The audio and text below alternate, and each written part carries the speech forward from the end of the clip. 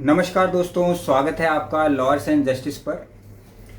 अभी रिसेंटली आप जानते हैं कि एक सुनवाई हो रही है कैब फोर्सेस के ओल्ड पेंशन स्कीम के बारे में सुप्रीम कोर्ट में, जिसमें भी रिसेंटली 20 अगस्त 2026 को भी सुनवाई हुई। पहले भी इसमें सुनवाइयाँ हुई और क्या क्या हुआ वो मैंने आप लोगों तक पहुँचाया, आप लोगों तक अपडेट दी।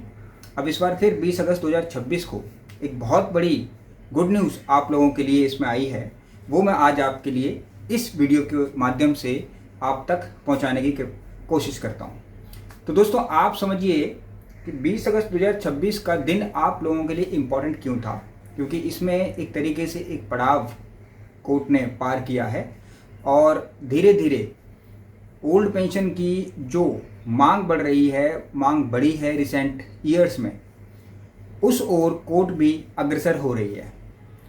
तो क्या सुनवाई जैसे ही प्लीडिंग्स कंप्लीट होती हैं, सुनवाई शुरू होती हैं, तो सुनवाई इस केस में अब मेन कोर्ट में शुरू होने वाली है। वो कैसे, मैं आपको स्टेप बाय स्टेप एनालाइज करके इस वीडियो के माध्यम से बताता हूँ।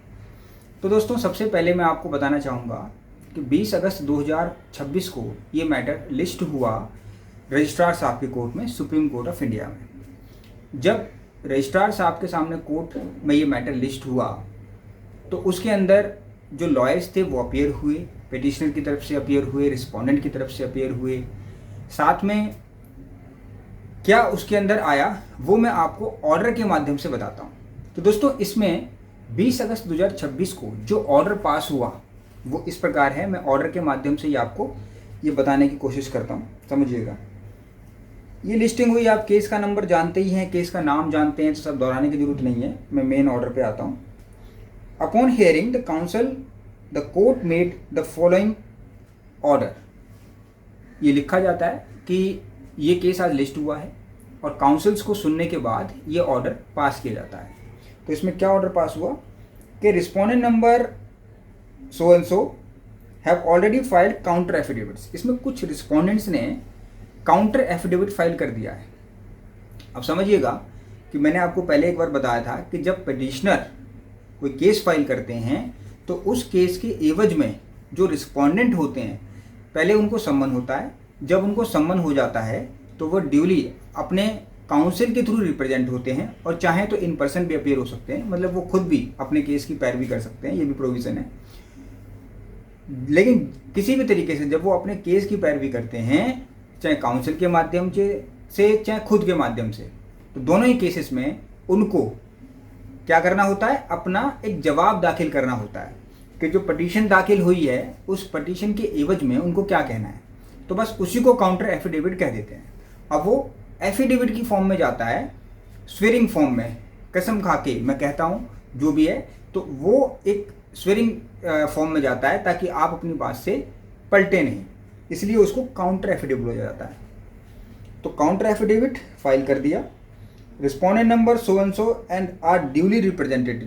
जो रिस्पोंडेंट इसमें अपने काउंसिल के थ्रू रिप्रेजेंट नहीं हो रहे थे या फिर जिनके वकील साहब नहीं थे, वो उनके वकील साहब भी उसके अंदर अपीयर हो गए, इसमें अटेंडेंस मार्क हो गई।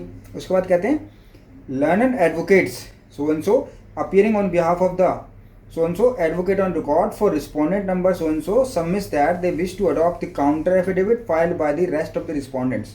Submission is taken on record। क्या मतलब है इसका?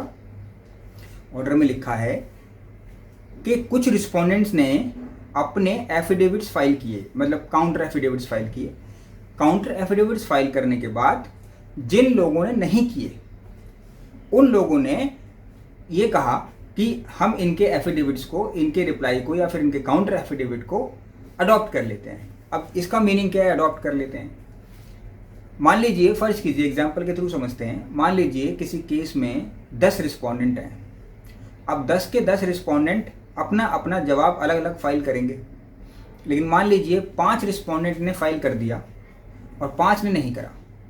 तो जिन रिस्पोंडेंट ने नहीं करा, अगर वे चाहें तो जिन लोगों ने फाइल किया है वो ये कह सकते हैं कोर्ट में कि जो इनका जवाब है वही हमारा जवाब है, इनके जवाब को ही हमारा जवाब मान लिया जाए। तो उसको बोलते हैं अडॉप्ट करना। तो सामने वाले ने इसमें कहा, इस ऑर्डर के थ्रू ये समझाने की कोशिश हुई कि जिन लोगों ने काउंटर एफिडेविट फाइल कर दिया, उन्हीं काउंटर एफिडेविट्स को कुछ लोगों ने एक्सेप्ट कर लिया। सभी ने नहीं, कुछ ने स्पेसिफिक इसके अंदर दिया हुआ है, आप ऑर्डर पढ़ सकते हैं जाके। तो उसमें लिखा है कि इन लोगों ने इसको एक्सेप्ट कर लिया। तो कहने का मतलब है कि जो बाकियों का है वही उनका हो गया। यानी इस तरीके से एक चीज़ ये भी हो सकती है कि इसमें समय की बचत हो जाती है। जो उन्होंने कहा वही हमारा कहना है, काउंटर एफिडेविट में ये बोल दिया गया। तो यानी जो काम बहुत दिनों में होना था वो काम जल्दी हो गया। तो काउंटर एफिडेविट्स को अडॉप्ट कर लिया कुछ लोगों ने, इसमें ऐसा लिखा है। फिर कहते हैं सबमिशन टेकन ऑन रिकॉर्ड। तो सबमिशन का मतलब क्या होता है कि जब बोला जाता है कोर्ट में कि भैया मैंने ये एफिडेविट्स को या इनके रिप्लाई को मैं भी अडॉप्ट कर रहा हूँ, तो फिर वो लिखित में जाता है। कल को ये ना हो ना कि मैंने तो कहा ही नहीं था।